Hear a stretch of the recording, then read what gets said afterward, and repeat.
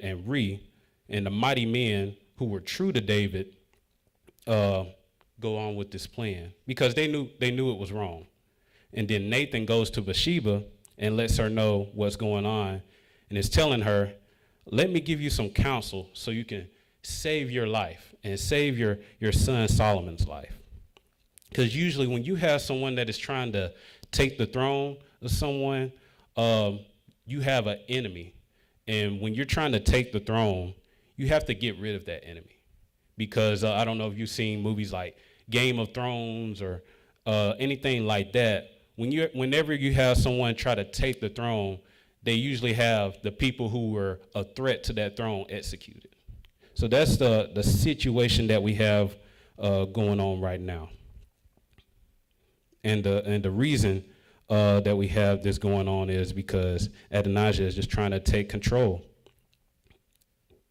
Now David says, go get Zadok, the priest, and Nathan, the prophet, and have Solomon ride to Gion on my mule and anoint him king so he may reign after me. This is taking place after Bathsheba went to David and told him what was going on and said, hey, like, didn't you say Solomon was supposed to rule after you? Why is Adonijah out here saying that he's supposed to be king? So this is what David said in response to that. Now in chapter 2, David is telling Solomon how to be a man and how a man is supposed to operate by walking in the ways of the Lord and keeping his statutes and his commandments. And he will be prosperous in all the things that he does.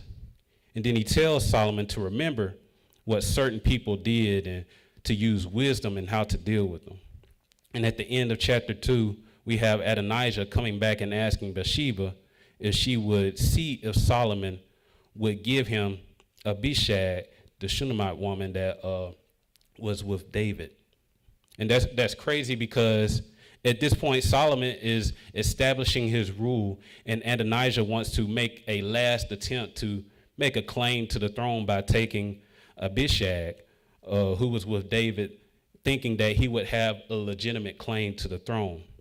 So Solomon, understanding what was going on, said, why would you ask me this to Bathsheba?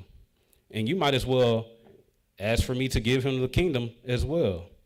Going back to when Solomon said, if wickedness is found upon Adonijah, he will be put to death. And that's exactly what happened in chapter 2. So now we're in chapter 3. And this is the point of time when Solomon gets his wisdom. So let's start with verse 1. And Solomon made affinity with Pharaoh, king of Egypt, and took Pharaoh's daughter, and brought her into the city of David, until he had made an end of building his own house, and the house of the Lord, and the wall of Jerusalem round about. Okay, let's stop at verse 1.